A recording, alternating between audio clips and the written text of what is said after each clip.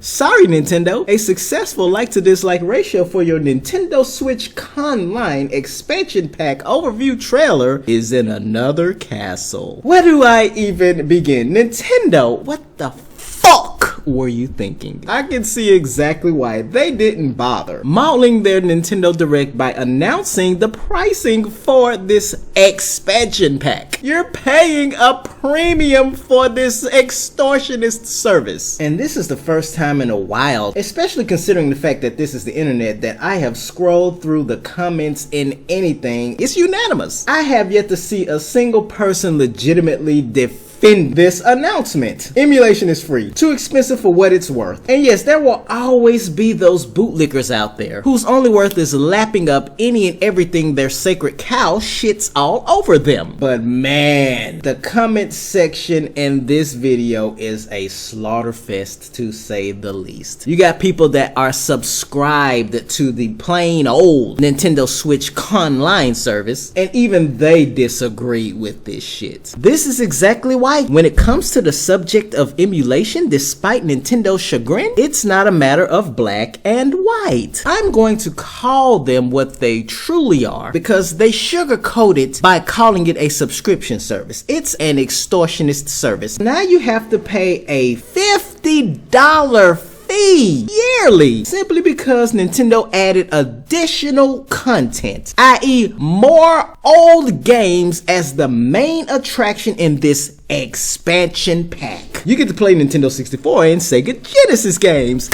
Yay! People thought it was just going to be a $10 surcharge. You guys have to understand two cardinal things. You're paying a rental fee for a service, which means you own absolutely nothing. Now you have to pay a $30 surcharge for the exact same service I'm sure most of you are already subscribed to simply because new content was added. Time out. Tell me, out of all of these extortionist services out there, how many of them charge you a surcharge simply because they added new content to these services? If they do it too, they're scumbags as well. What is it about these multi-million and multi-billion dollar companies that feel the need to extort money from their consumer base that I know is littered with conformists and bootlickers? Did I just actively answer my own question? And yes, ideally, $20 makes the most sense to pay a year if you feel pressured to subscribe to such an extortionist service, because you'd be saving this much money. While I'm on the subject of another failed shitpost Nintendo made, do you guys remember the upload schedule for Nintendo Switch CONline's content? You know what I mean. I'm talking about when they finally add more old games for you to play on the service you subscribed to. And I'm just talking about old games because that's the main attraction to Nintendo's online service. You have other things like cloud saves, special offers, the likes of which shouldn't even be attached to a rental service because they're pretending things like a flash drive, emulation, and piracy don't exist as superior options. Why pay for archival options when you can get them for free or cheaper? This delusional online only future that some actually believe in. If you think that your content, your saves, and the lack of autonomy over those things will be any kind of secure again, that's nothing more than a delusion of grandeur. The Nintendo 64 controller is already out of stock. There it is. For some reason, the wireless Genesis controller isn't sold out, at least yet. These are one of those special offers because you're required to have an online membership to purchase this controller. What's another one of the arguments? All they have to do is make the service more attractive, improve the service. How about they demolish their extortionist service entirely? The fact that a rental service over the option to buy and own the content instead has become this accepted norm is the most blasphemous thing. Once upon a time, such a market existed. It's called the virtual console. There's your long lost autonomy right there. You could own the same games that a lot of you grew up on thanks to services like that. Now you can only rent things. Why would you want to improve a service that gives you no power beyond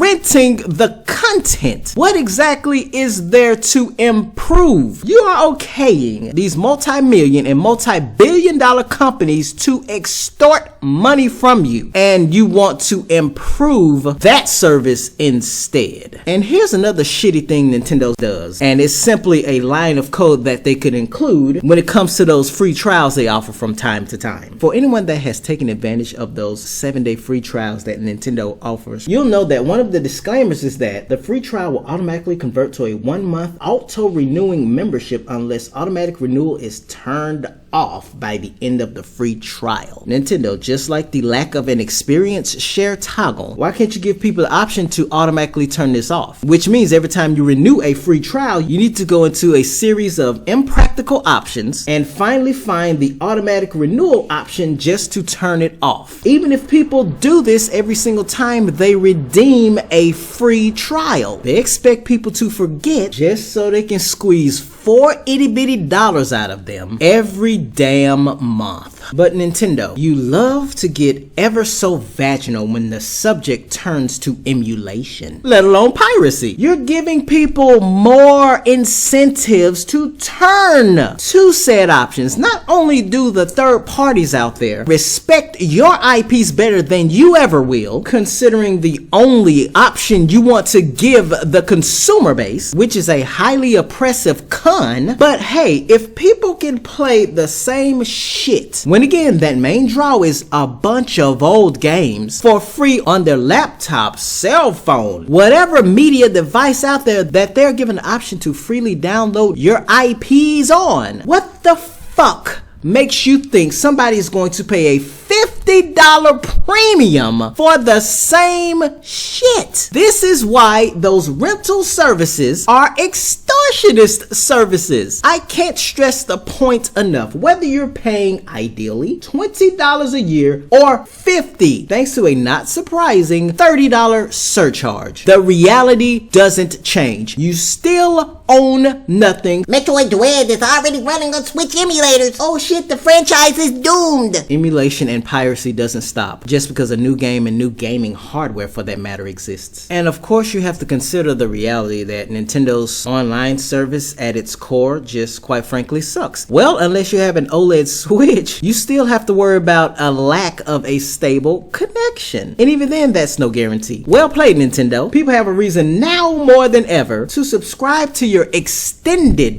extortionist service and own an OLED Switch. But how are those same old atrocious download speeds on your OLED Switch, ladies and gents? It's amazing, isn't it? The OLED Switch just gives you a better chance at a stable connection and not faster download speeds because it has that bandwidth sharing issue, much like the other Switch models do. Oh, Nintendo Switch 4K Pro Ultra Super Nintendo Switch, where art thou? So at the end of the day, ladies and gents, people had to have a $30 surcharge revealed to them for them to realize that the extortionist service that they're paying for, that they're supporting, only got worse. It's sad that you have to pay more money for the same service you're subscribed to, and they coin it as an expansion pack, even though all you're doing is paying a ridiculous $30 surcharge for the exact same features, with the exception being more old games added to the library that you can once again